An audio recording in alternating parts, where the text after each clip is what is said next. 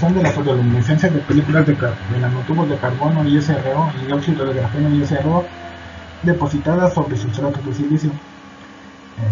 Su servidor es Gabriel Omar Mendoza Conde. Como coautores están el Dr. José Alberto Luna López, la maestra en ciencias Zaira Jocelyn Hernández Simón y el Dr. José Álvaro David Hernández de la Luz. Nosotros somos parte del Centro de Investigación en Dispositivos Semiconductores de la Benemérita Universidad Autónoma de Puebla.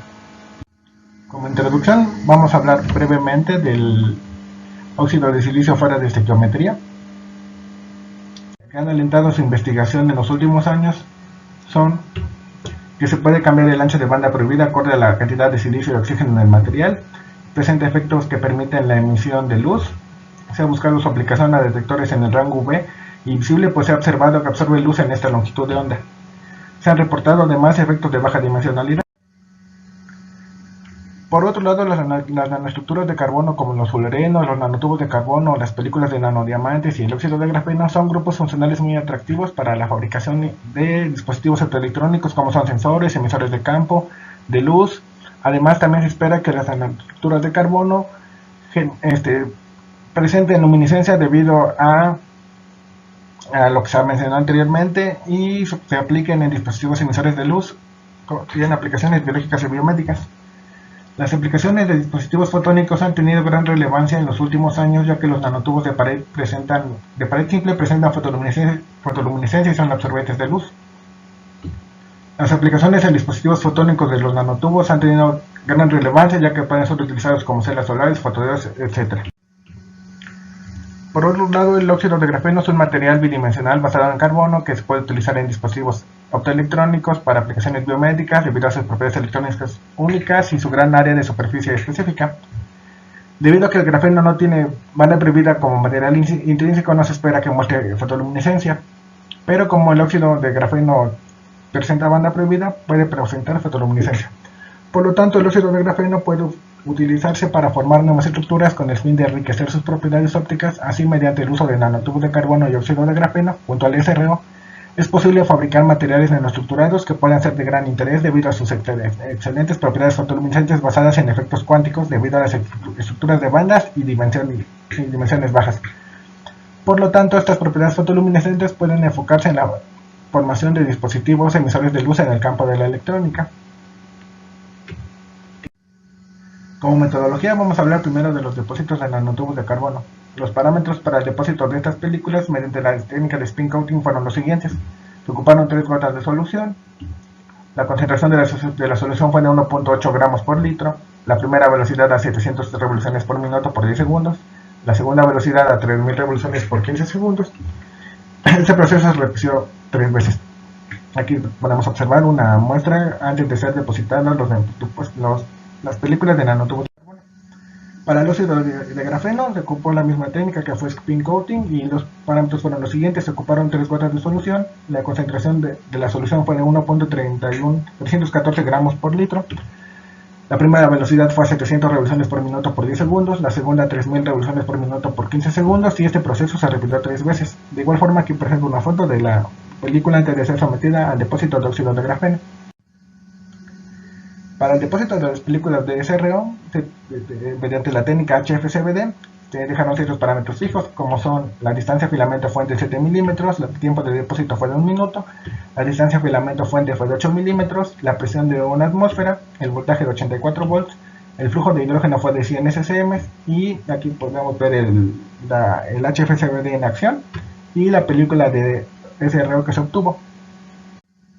Como resultados tenemos la espectroscopía de fotoluminiscencia. Aquí podemos ver en esta gráfica que nos muestra el espectro de la fotoluminiscencia de la estructura silicio nanotubo de carbono SRO. El recuadro muestra el espectro de fotoluminiscencia de la estructura silicio óxido de grafeno SRO. La intensidad de fotoluminiscencia de la estructura muestra un pico fuerte y bien definido en el azul a 450 nanómetros que es atribuido a los nanotubos de carbono.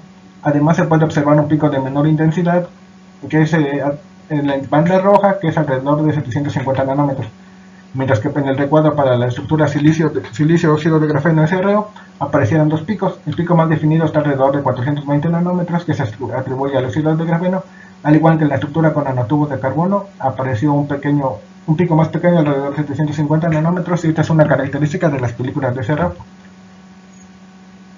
Mientras que para las estructuras combinadas, el gráfico 2 nos muestra el espectro de fotoluminiscencia de esta estructura, y el de 4 muestra el espectro de fotoluminiscencia de la estructura silicio, nanotubos de carbono, óxido de grafeno y SRO. La intensidad de esta primera estructura muestra un pico en el verde que está muy bien definido en 519 nanómetros, que se atribuye a la existencia del compuesto óxido de grafeno, nanotubos de carbono. Para la estructura silicio, nanotubos de carbono, óxido de grafeno, se muestran dos picos, uno más definido alrededor de 400 nanómetros, que es atribuido al óxido de grafeno, y otro más débil alrededor de 750 nanómetros, que, como habíamos mencionado anteriormente, es característico de las películas de SRO. Como resultado, se muestran en los gráficos 1 y 2 que el espectro de fotoluminiscencia es bastante amplio, lo cual sugiere que pueden estar involucrados múltiples mecanismos de emisión. Para encontrar todas las posibles contribuciones al proceso de fotoluminiscencia en la estructura, la deconvolución de cada espectro se muestra en el gráfico 3.